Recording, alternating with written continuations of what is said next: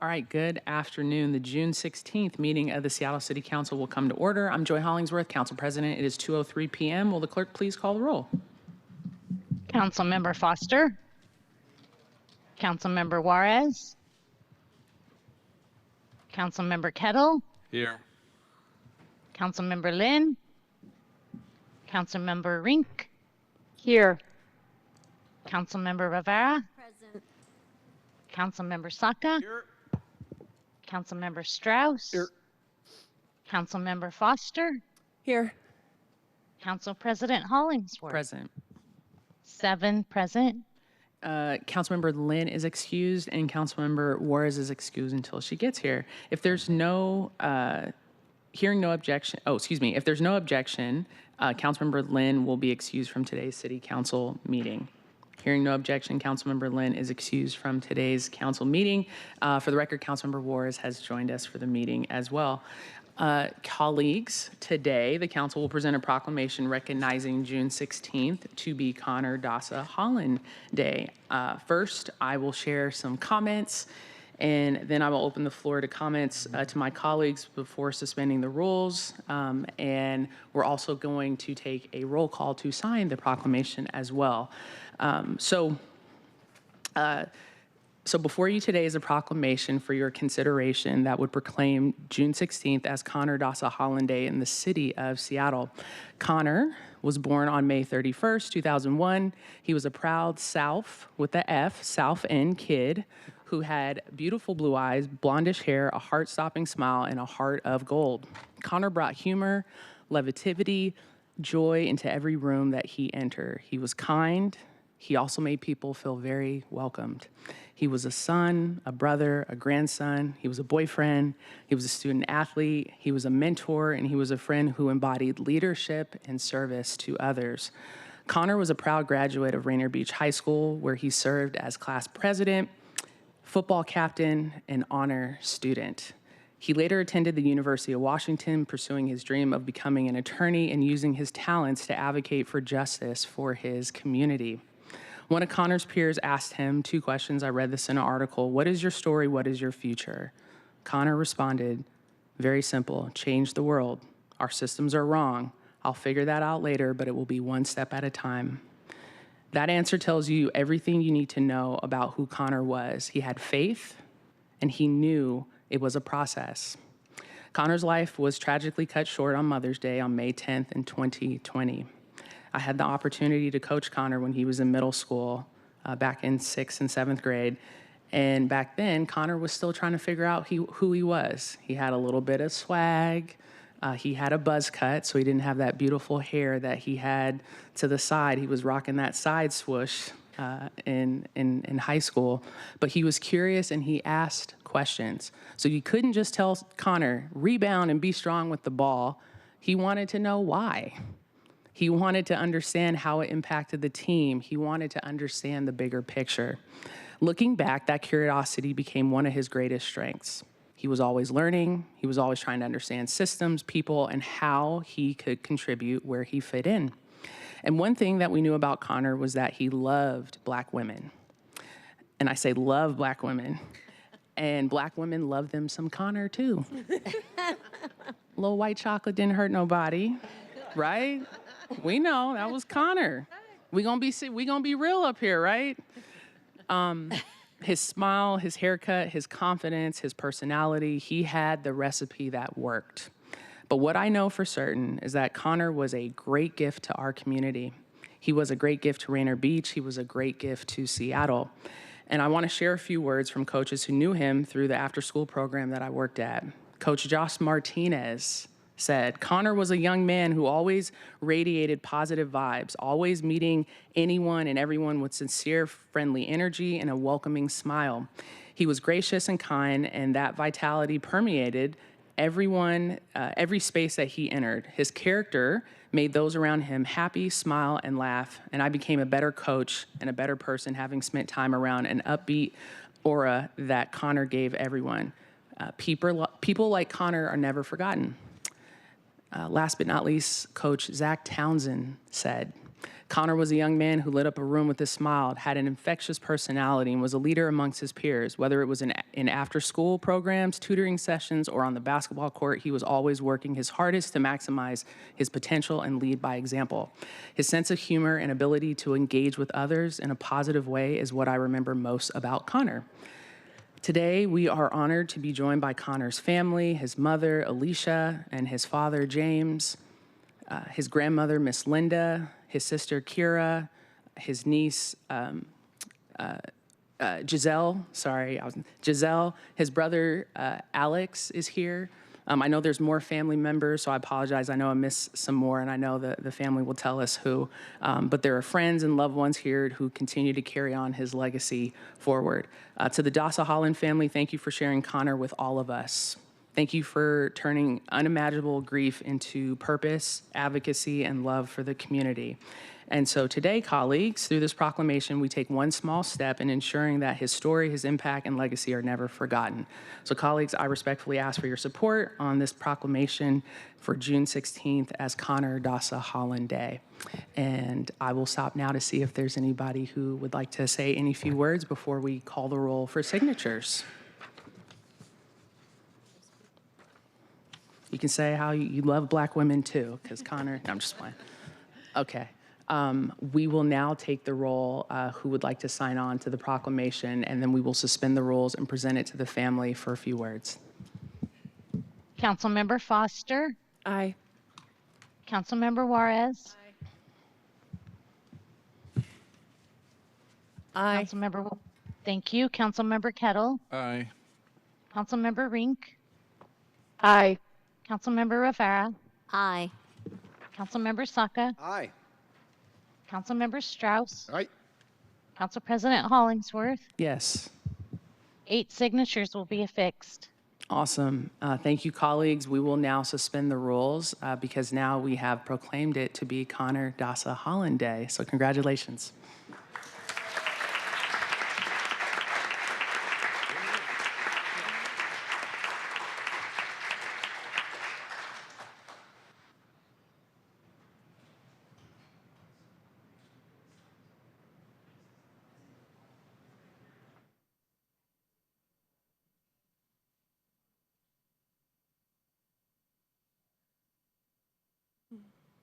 Oh, this is pretty awesome. Speaking to the mic.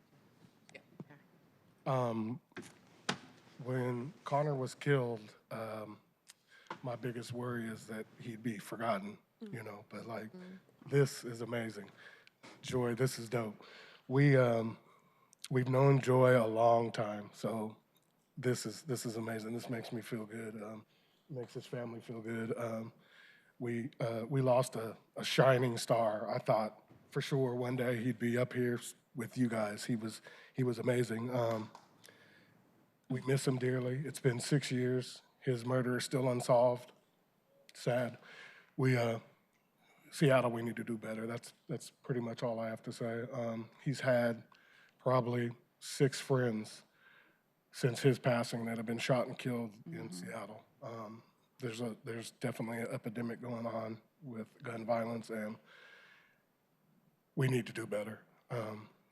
We still live in Rainier Beach. He was shot in Rainier Beach. People ask, how come you guys haven't left? We are Rainier Beach. Connor was Rainier Beach. How can we leave our home? The support we got from our neighborhood was beyond anything you can imagine. I mean, those are our people. So, you know, we're here. We're not going anywhere. But thank you, guys. Thank you, Joy.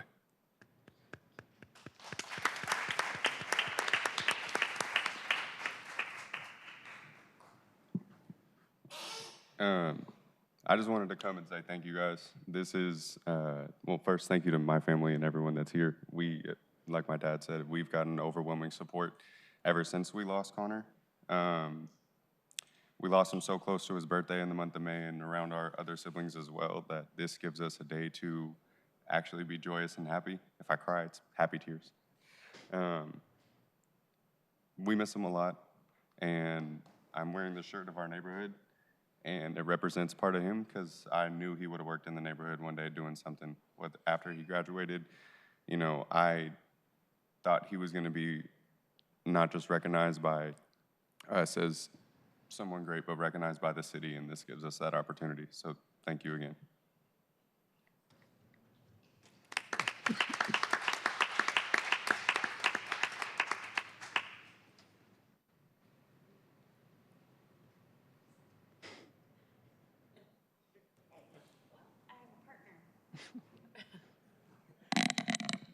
Hi.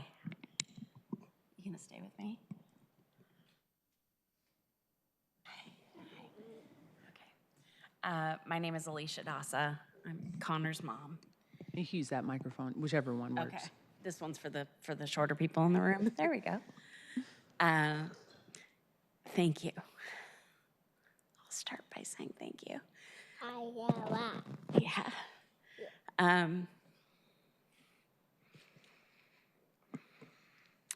I do a lot of public speaking, and you wouldn't know that right now. But I grew up in Seattle. And Jimmy grew up in Seattle. We made a conscious decision to raise our kids here. Sorry, let me pull it together. I remember coming home from road trips or just being gone, and the smell of the city and the rain.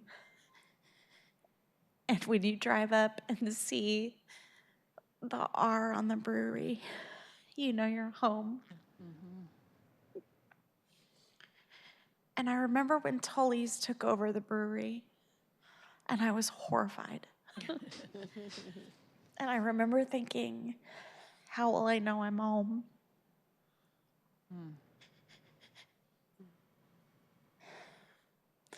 I never wanted to move from here. I would always go on trips and be so happy to come back because Seattle's always been home. When Connor was killed, we had a family meeting to decide if we would stay in the house because he was killed right in front of our house. And nobody wanted to leave. And so 6 years later, we're still there. And 6 years later, it's been about, I would say, at least 12 funerals for kids that have stayed the night at our house, for kids that played sports with our kids. And most recently, this last Saturday, Connor's best friend, who was also his birthday twin. I've run out of things to say. I've run out of shock. I've run out of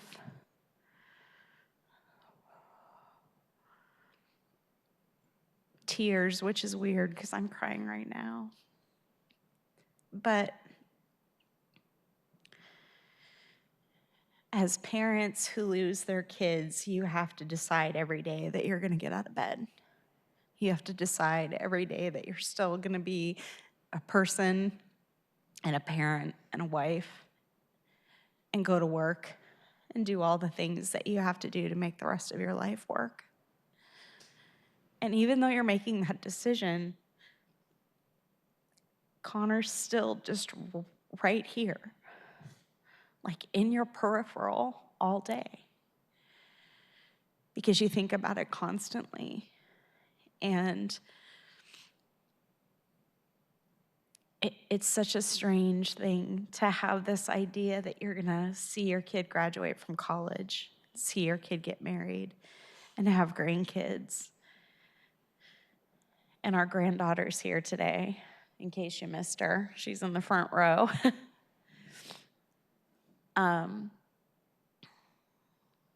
He never got to be her uncle.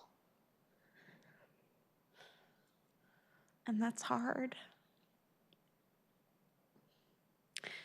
Connor was bright. He stood out.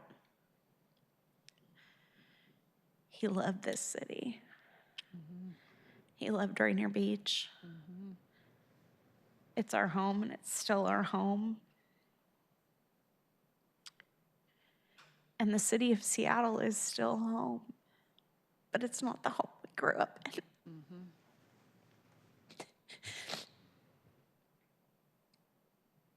We have to do better. We have to do something different. I don't want to sound like the old person that says our music was better than the new music. But what I will say is, I used to be okay with my kids riding the bus. Now we pay $13 a day for our daughter to take an Uber to school. It's 2 blocks from our house. Because I can't let her walk. I can't. We have amazing family support. We have amazing community support.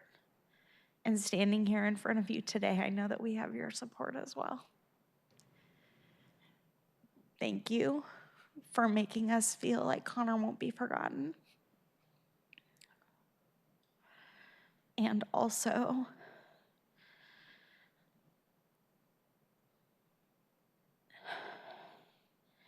just remember that when all these kids are being killed, the South End matters as much as the rest of the city. We are Seattle. We should be celebrated for what we are. 93 languages spoken in 98118, one of the most diverse zip codes in the country. I know that because Connor did a project. Thank you. And as we move forward, just remember us when you're voting on things and thinking about things.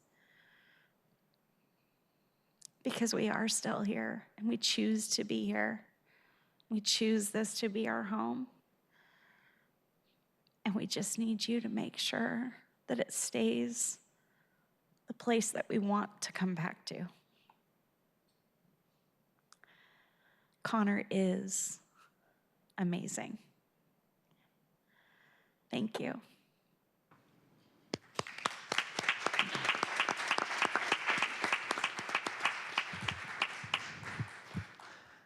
Thank you for that. Are there any other speakers that we have from your family at all? No? All right. Thank you for allowing the council to honor Connor, and his legacy will never be forgotten. He will always stay on the top of our mind. I also like to recognize we have Amar Murphy Payne's family here as well. We know that James was here, your family was here for their proclamation. Those were 2 lives taken too short, and also both of them are unsolved as well. And that is something that I know is in the front of people's mind, not the back of the mind, front of the people's mind a lot. So we're just so grateful to be able to honor our guy Connor, my guy Connor. Okay, I say he's mine, my baby. Okay, he was mine with his buzz cut, but our baby Connor. So thank you all so much, and we are so grateful to be able to celebrate this with you all. So thank you. And so now we're going to move into, we transition into our public comment piece. If there's no other further comments, we're going to move into our public comment period. And so we'll open up the hybrid public comment period where anyone can speak to anything within the council's purview. And I don't know how many speakers that we have right now. Okay, awesome. So everyone's going to get 2 minutes. We have under 20 per council rules. If it's 1 to 30, it's under 20, or excuse me, under 30, everyone gets 2 minutes. Will the clerk please read the public comment rules? Speakers will be called in the order in which they are registered. Speakers will hear a chime when 10 seconds are left of their time. Speakers' mics will be muted if they do not end their comments within the allotted time to allow us to call on the next speaker. Okay, awesome. We'll start with the speakers in person. If you are online, we'll come to you second, because right now I believe we have 10 in person. And one remote. Awesome. First, we have David Haynes. Mr. Haynes.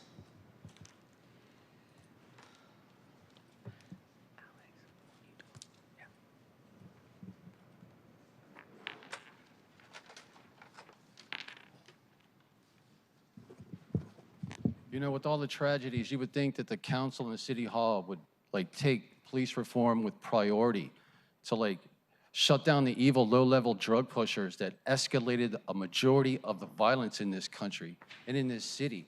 But you all have sabotaged the integrity of police reform, and I'm really sorry for your all's loss. You know, it's revolting to me that we have virtually nothing to improve our community as it continues to implode, but they have all this built in the budget policies that are left over from Jenny Durkin, who sabotaged police reform, that made it unsafe, with Ed Murray, the pedophile, who made it unsafe, with Bruce Harrell, who ran interference for all the BIPOC repeat offenders who are being prioritized for housing and services, while council wants to use people's tragedy to virtue signal how much you care until it comes to keeping the police chief honest about his lack of efforts to shut down the evil predatory drug pushers all throughout our community who keep getting exempted from jail because they don't get the proper scrutiny. But yet you all want to keep spending money on running interference for the evil pieces of shit that are undermining the integrity of the community and the health and happiness of it and ruining the pursuits of happiness on it. But yet, because some black and brown drug pushers think they're so cool that they get a pass from being thrown in jail. And yet council wants to continue to allow for the abuse of our community because of your all's cowardice capitulations to a police chief who's too chicken shit to shut down all the pimps and pushers in Aurora. Instead, y'all want a message to them to give them a heads up so they go someplace else and fuck up the rest of the community. Right. You all should all be kicked out because you keep repeating the same racist policies of Bruce Harrell, who fucked up our society royally as the worst city council member who approved legalizing and exempting drug pushers under 3.5 grams. And because of all the low-level drug pushers that have been exempted, there's all this escalation of violence, and you all want to fucking blame, like, the wrong root cause. You need to shut down the evil adults who keep missing. Thank you for your time, Mr. Haynes. Mr. Haynes, thank you for your time. Thank you for your time. David Haynes, this is your official warning. This is on the record that you were asked to end your comments and you continue to be disruptive in our chambers. Thank you, Mr. Haynes. We'll now call on the next registered speaker. Mr. Haynes, you are now causing a disruption. Mr. Haynes, this is your final warning to please exit.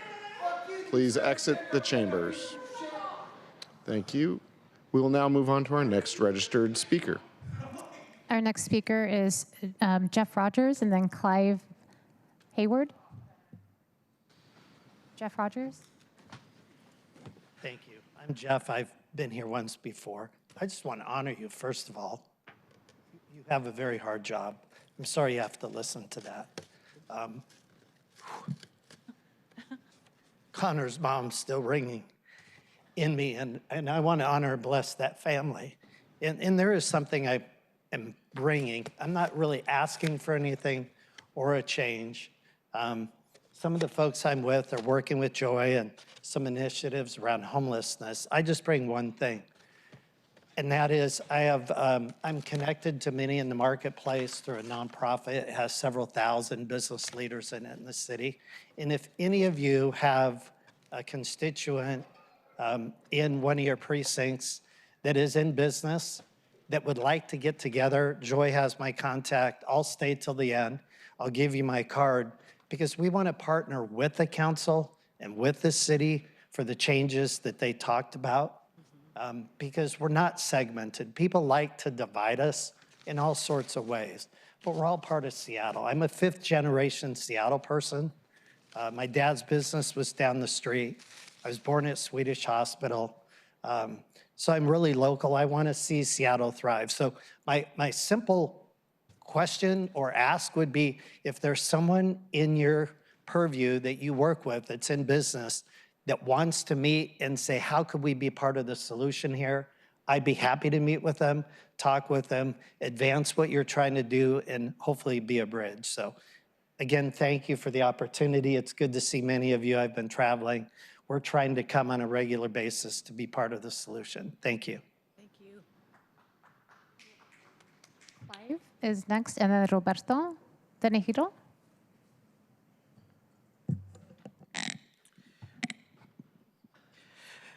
Council members, my name is Clive Hayward. I'm a law-abiding Seattle resident, property owner in District 7, and I've performed magic on the waterfront for 11 years with no documented business or public complaints. On Friday, June 12th, all designated protected speech locations were occupied. I set up in a free, safe location that I've used hundreds of times in the past without issue.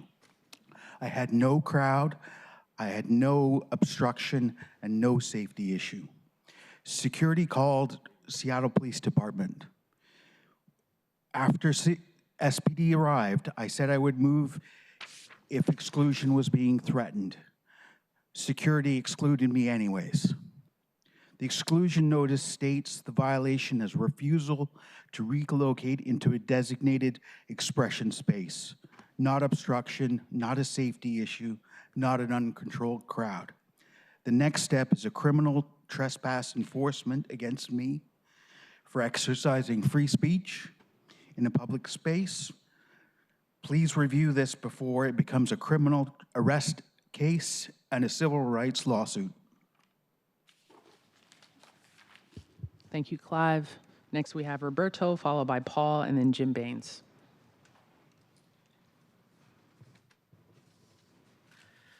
Hi, I'm a busker. That means that I'm a full-time professional street magician. That means I make a living performing my magic show for donations in public places, and that includes the waterfront. My show brings people together from all different backgrounds, classes. Whether you're rich, poor, or even homeless, you can watch my show. Seattle has been my home every summer for the past 5 years.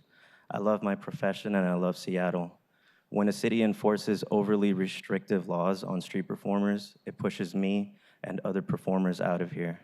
I understand that there has to be order, but when restrictions go beyond reasonable crowd safety and noise concerns, it kills the culture passionate performers bring to the city. Pike Place Market embraces street performers. Please consider protecting buskers' rights in the Seattle Center, the waterfront, and all other traditional public forums in the city. No artist should be criminalized for exercising their rights. Thank you. Thank you, Roberto. Next, we have Paul, followed by Jim, and then Kendall. Hi, I'm Paul Tomlinson. I've been here before, kind of a representative of churches and business. And I hope you guys are proud of yourself. I saw the write-up on what's happening with football in Seattle, or is it soccer? But you're doing a good job here with that. But I'm changing what I was going to say a little bit based about Connor. I've spent time working down the Rainier Valley, walking kids to high school. Rainier, a white guy walking kids to Rainier High School just for protection. And it's exciting to know that if we come together in the church, in business, and start working together and supporting you and finding out what your questions are, we can make a lot of change here. We see some changes even down there right now, and tomorrow morning I have a meeting with Urban Impact, which is down in that area, as we try to put, as I spoke last time about neighborhoods and coming together and working with situations like the family spoke to, and we can do it. And we need to be proud of the fact that we're doing a good job in what you're doing with football and people. We've got people in the church welcoming our neighbors coming in from different countries, even as we speak today. And I just left a business meeting with Jeff and some others of saying, how can we come together in the business community as well as the church to support what you're doing? We're not going to agree with everything, and you can't agree with everything, but we can certainly work together. And you're making really good efforts to change the city where it needs to be. Just as I walked down here, there were 2 police officers over a man, probably on a fentanyl case, just right across the street, that they were actually helping him, and they called an aid car, and it was exciting to see how that's working together.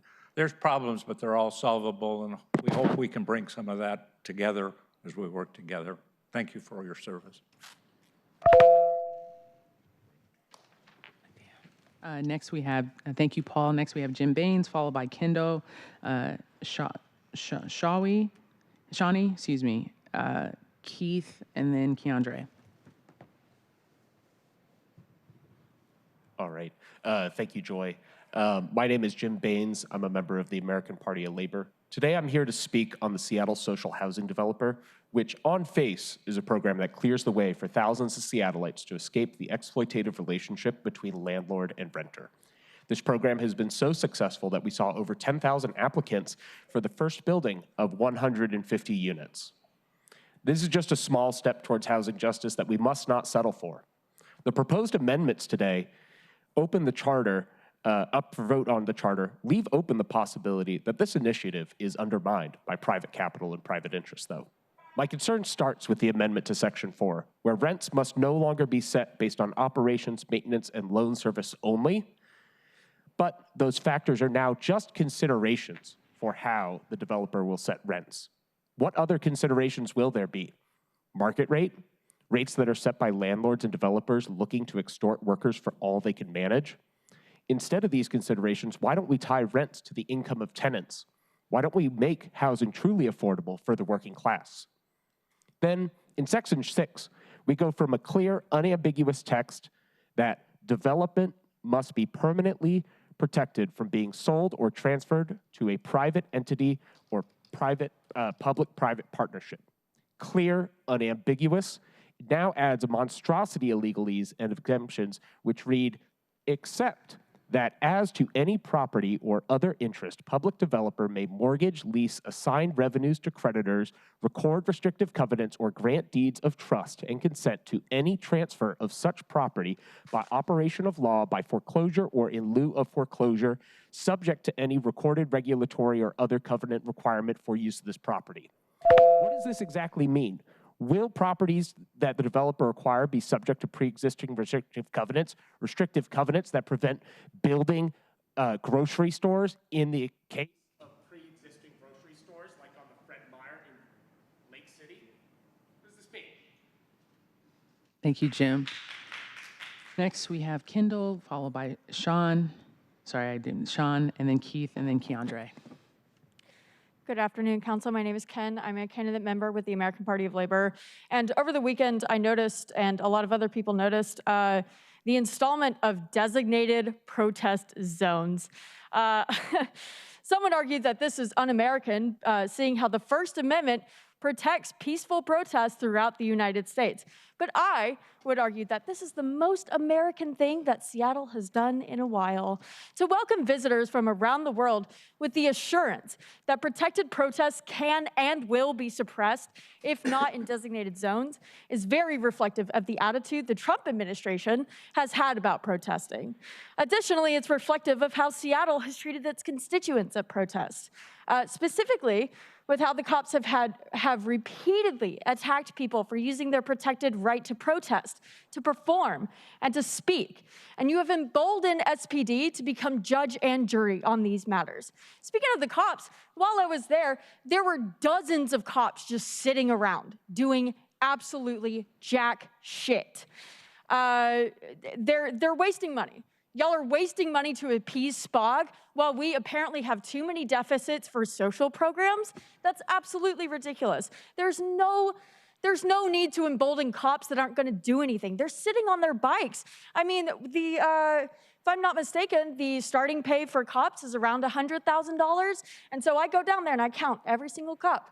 100, 200, 300, millions of dollars standing around doing jack shit.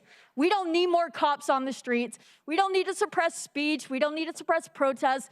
We need social reforms. We need social programs like y'all promised. Thank you, Ken. Next, we have Sean, followed by Keith, and then Keandre. Good afternoon, Council. My name is Shawnee Davis, founder of Home 1816. coming here today and even just hearing the story of Connor. I'm an RB Viking, graduated, lived in the neighborhood, and so it's just a blessing to be able to, pray with the family out there. I didn't know them, but it's touching because, being here from the church and in the ministry, people get weary when they hear about the church, but the church is there to advocate for what's going on around the area. It's about locking arms with the neighborhood and just being the light in those dark places to see how we can be able to help people that are going through hard times because of violence or even homelessness, and being able to create different opportunities so that these things don't happen. Those are the things that we are called for in the church, to make sure that Christ has called us to take care of the widows, take care of the homeless, and being able to do that. And so with Home 1816, my company, we do Rally for Change to partner with different apartment communities and create different programs so that we're able to cancel things like isolation that happens in people. There's a lot of isolation that happens, and it brings to loneliness and things of that nature. And so it's just having that accountability to check on people, and that's one thing that we do in Seattle. And so being here today and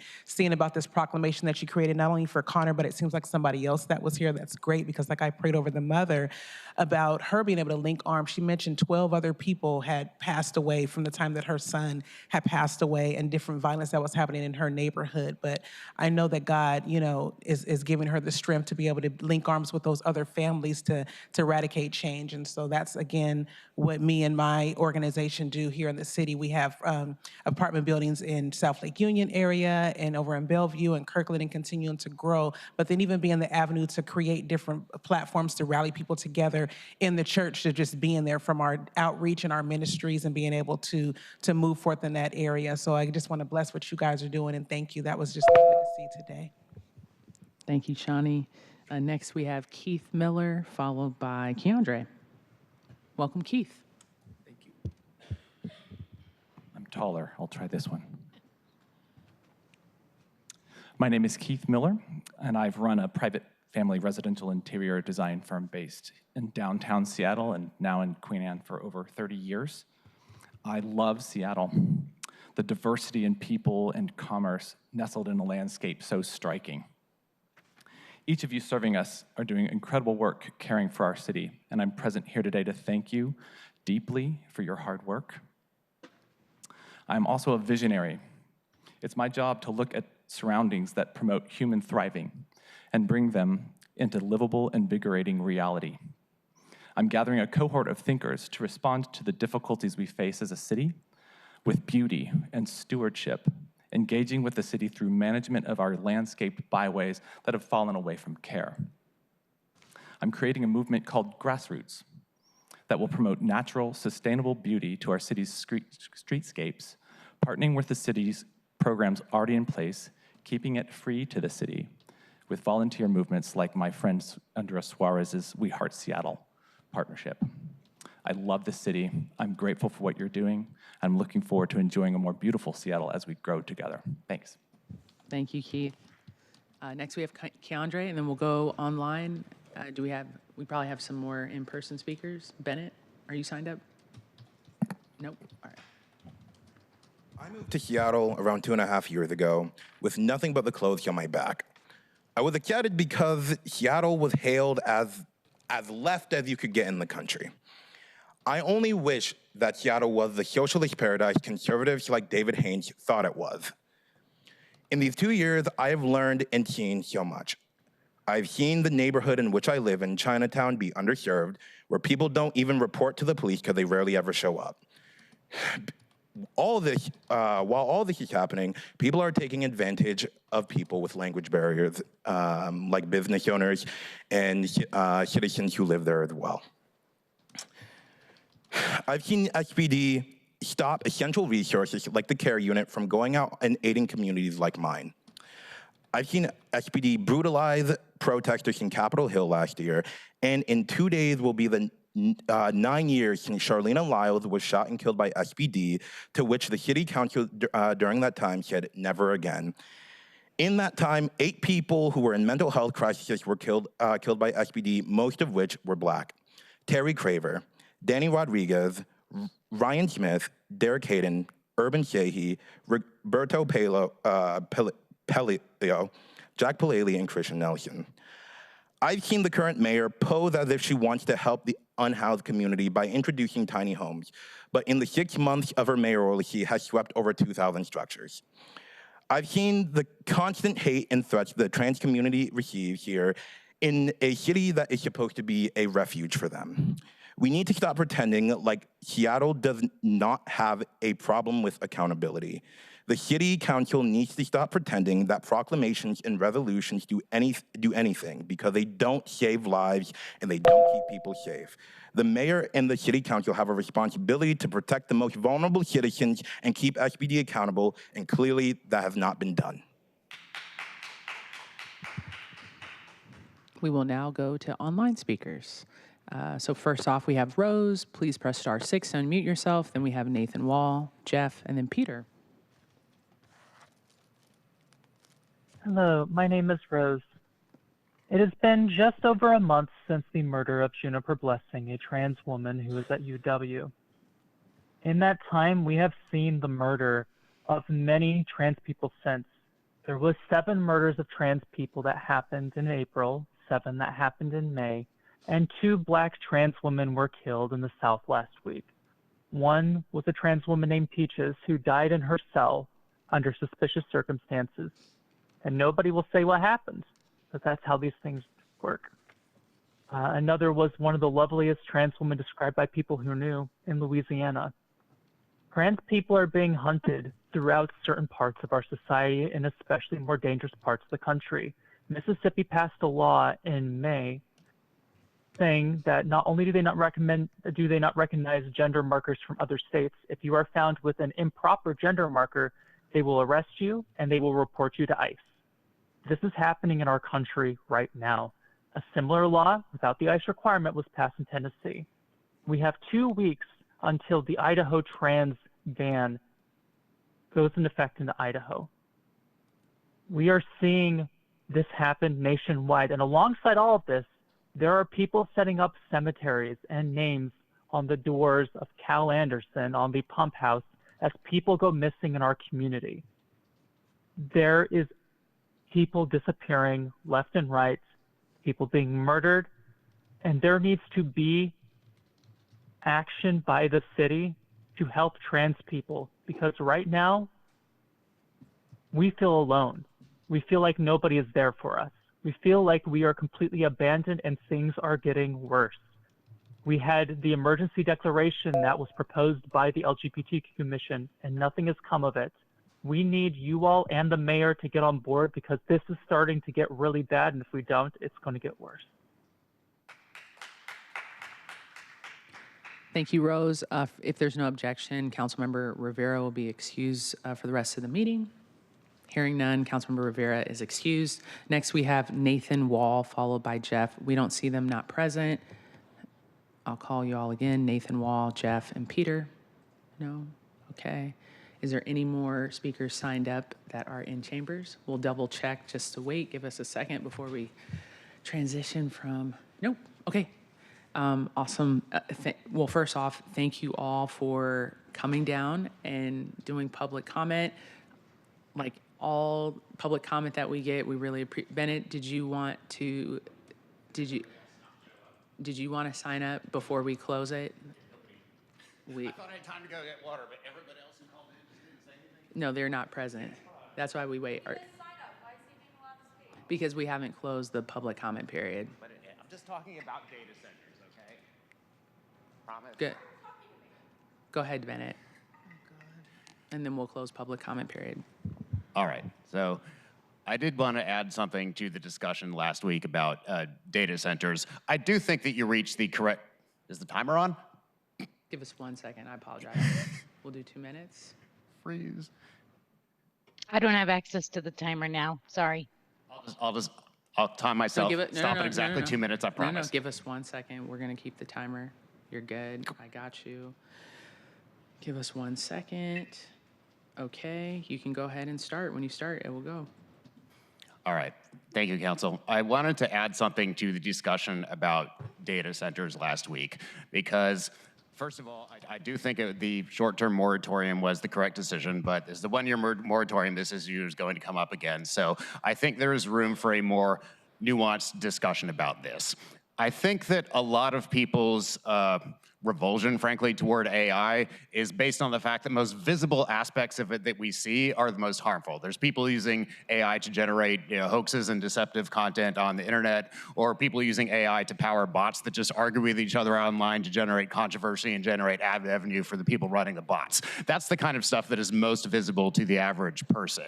There is obviously a lot of stuff behind the scenes that is very beneficial. It's used in medical research to solve things like protein folding problems. There have been some recent articles about how AI has been powering the search for new antibiotics. I'm not an expert at this. It has to do with the nature of the problem where old school researchers had to manually come up with new molecule configurations. The success rate was a very low percentage, but AI can do the work that the humans were doing orders of magnitude faster than they were ever doing before. There are real beneficial uses to AI. Now, it's true that a data center can have negative impacts on the people living on the properties around where the data center is built, but I think the correct choice there is to simply make sure we compensate all those people if that happens. If they think that an eminent domain purchase of their house is not enough money, I mean, you can pay them 2-3 times what eminent domain would have paid for their house. This is a historically unprecedented situation. You could way overpay them for the value of their house, and even after factoring in those costs, if you're using the AI for purposes that benefit humanity, we will still come out way ahead, even after buying out everybody's house who had to move. So, on a lighter note, I hope you all enjoyed the first ever World Cup game in Seattle, except I know Rob didn't enjoy the game because it was, time's up. You'll never figure out the punchline, sorry. All right. Thank you, Bennett. Is a tie. Oh, tie. Thank you, Bennett. So now officially the public, if there's no public comments, it is closed now. So thank you, Bennett. Is there somebody online? We do. Okay, my apologies. Okay, we had, they were not present. Now they're present. Okay, Nathan Wall, 2 minutes, *6 to unmute yourself. Welcome. Hi, I'm sorry about that. I had great service and then it cut out the second I needed it. So that's not the first time it's happened. I wasn't going to call in today. I'm in Montana. I don't have great service. But as I was leaving Minneapolis this morning, I became aware that ICE and DHS and HSI arrested 15 people for exercising their right to protest during Operation Metro Surge.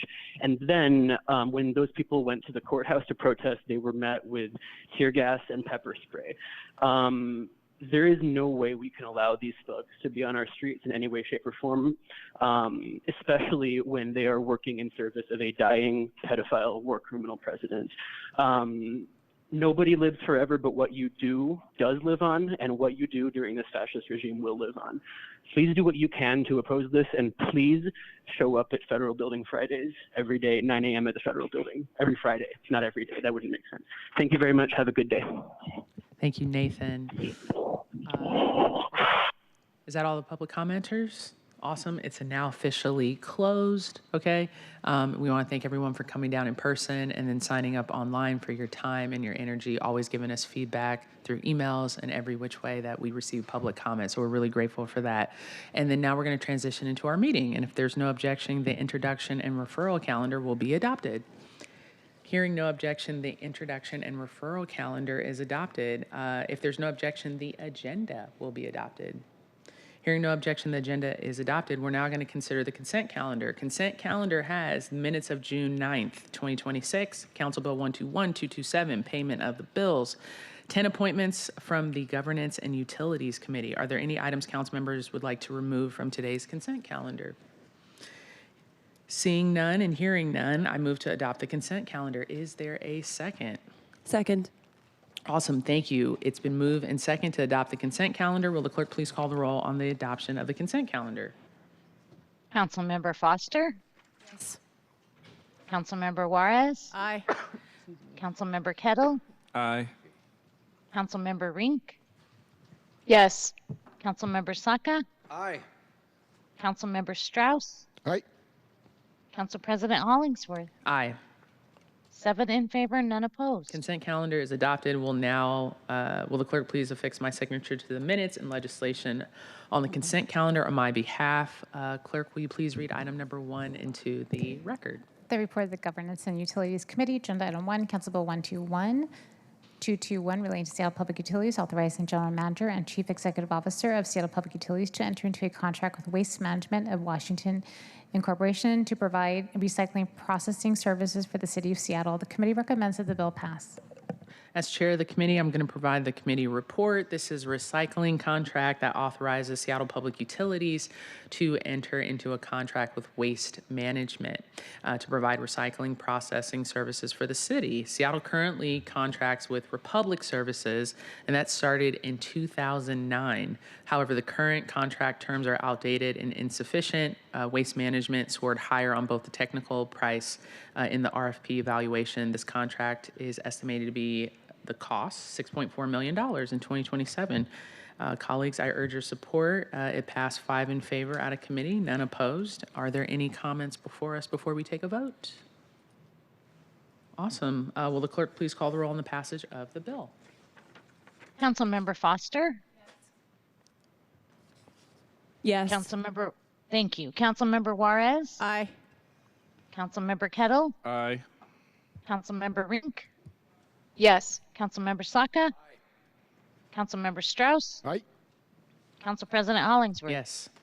7 in favor, none opposed. Thank you, colleagues. The bill passes. The chair will sign it. Will the clerk please affix my signature to the legislation on my behalf? Item number 2. Will the clerk please read item number 2 into the record? The report of the Housing, Arts, and Civil Rights Committee, Agenda Item 2, Resolution 32209, a resolution approving the proposed charter amendments recommended by the Board of the Seattle Social Housing Developer. The committee recommends the resolution be adopted. Councilmember Foster, as chair of the committee, you're recognized to give the committee report. Thank you so much, Council President, and thank you, colleagues. I am so excited to sponsor the resolution adopting changes to the charter, which passed unanimously last week through the Housing, Arts, and Civil Rights Committee. This resolution approves changes that were recommended to us by the Board of the Seattle Social Housing Developer, and they are designed to help the developer successfully deliver on the promise of permanently affordable housing through social housing in our city. These changes do a few key things, including allowing the social housing developer to allow rental rates to be based on more than just the cost of building operations. This allows for cross-subsidization of buildings or the use of building revenue to support bond payments. This facilitates the ability for the social housing developer to create condominium structures for properties, which is really exciting because that is an important tool so that they can create buildings that are attractive to residents, including other potential ground floor uses, which we believe really supports livability at the same time that it supports affordability.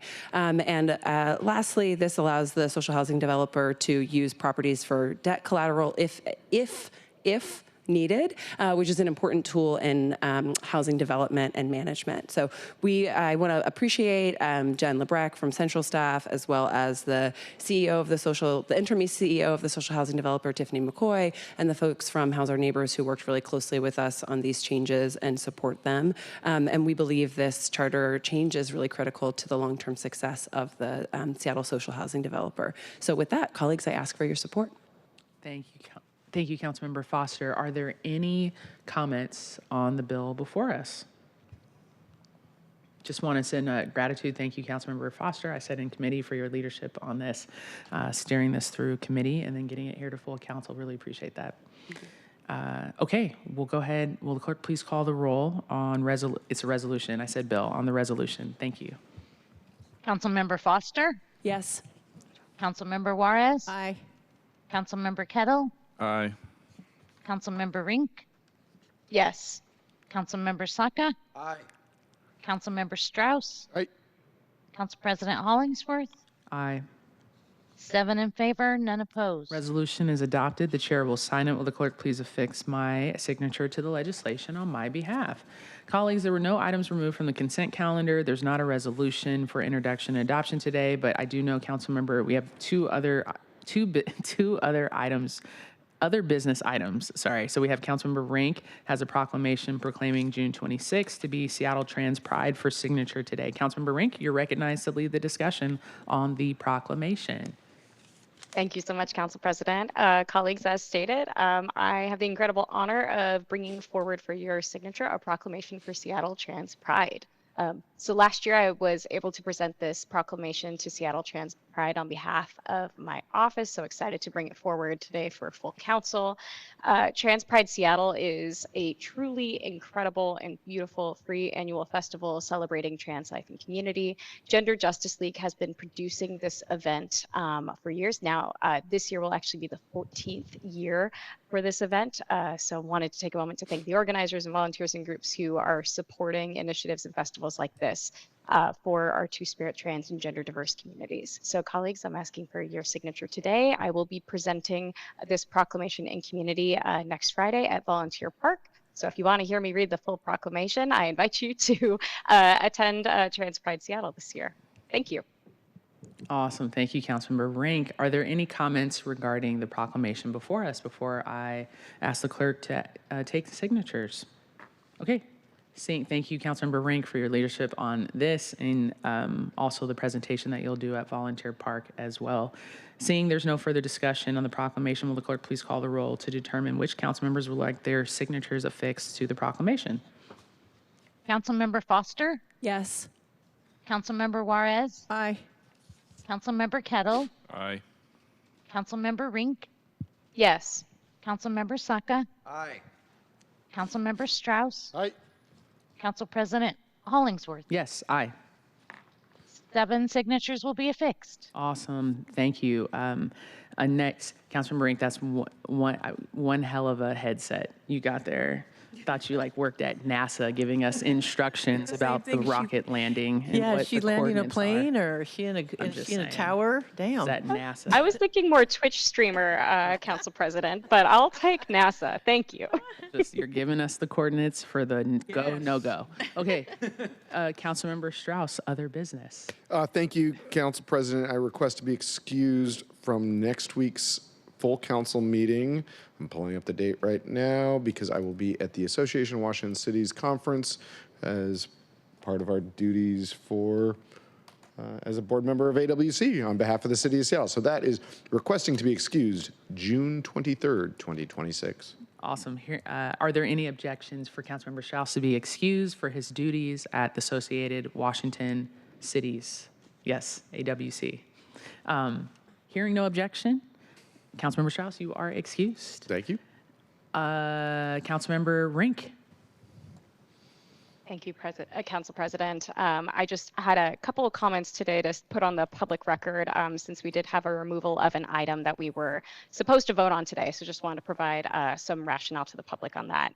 On June 5th, the Human Services, Labor and Economic Development Committee, we unanimously voted to recommend the passage of Resolution 32207, adopting BIA policy updates at the Office of Economic Development. Unfortunately, at the quarterly meeting of the city's BIAs last week, after our committee meeting, but before this meeting, there were several member organizations that identified some minor edits they wanted to see. So our office is working in close collaboration with OED and the BIA leadership to make needed edits, and we'll likely bring those forward as a technical amendment to the legislation at a full council meeting later this month. So I want to assure everyone that the edits requested are essentially to clarify language and do not substantively change the policy nor the city's guidelines for BIA creation or renewals. My team is happy to brief any office that has questions about these changes. So just wanted to get that on the record. Thank you, Council President. Awesome. Thank you for your leadership on that, Councilmember Rink, and for your extra time spending on that piece as well, making sure all parties are addressed and get some of those concerns and changes there. So thank you for that.